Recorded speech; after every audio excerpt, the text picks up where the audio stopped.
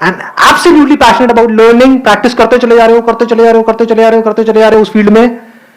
अब जरूरी तो नहीं है कि आप प्रैक्टिस करो तो रिजल्ट आएगा। रिजल्ट तो आपके हाथ पे नहीं है ना। एक्टिंग सीखना आपके हाथ में है, एक अच्छा एक्टर बनना आपके हाथ में है। आपको मूवी मिलेगी या नहीं मिलेगी वो आपके हाथ में थोड़ी है, डायरेक्टर के हाथ में है। तो वहां पर क्या चाहिए? पेशेंस एंड परसिस्टेंस, क्योंकि आप सही डायरेक्शन में जा रहे हो। You are not going in a wrong direction. जैसे मंजिल तक आप पहुंचो या ना पहुंचो, आपको यह कॉन्फिडेंस होना चाहिए कि मैं सही जा रहा हूं। इनफैक्ट अगर आपको कोई बहुत बड़ी सक्सेस मिल भी गई, उसके बाद भी इन 3 पिलर्स को ध्यान में रखना है मरते दम तक।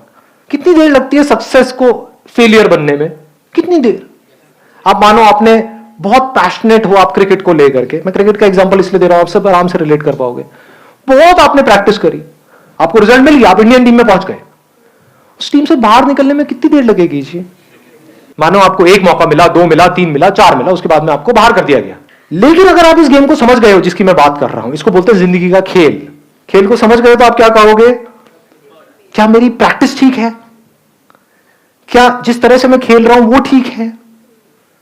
क्या मेरे में दम है तो मुझे इसकी परवाह करनी ही नहीं है कि मैं इंडियन टीम में हूं या नहीं हूं, मुझे सही खेलते रहना है।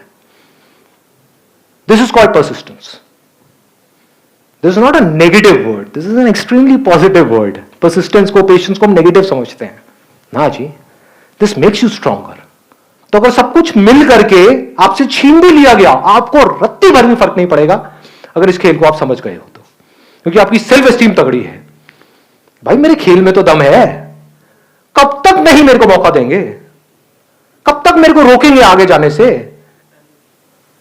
जैसे आसमान में अगर सूरज है तो उसको कितनी देर तक बादल रोक सकते हैं?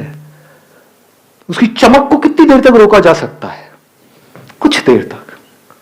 लेकिन अगर चमक होगी तो पूरी दुनिया को दिखेगी, उसको रोकने का कोई तरीका नहीं है।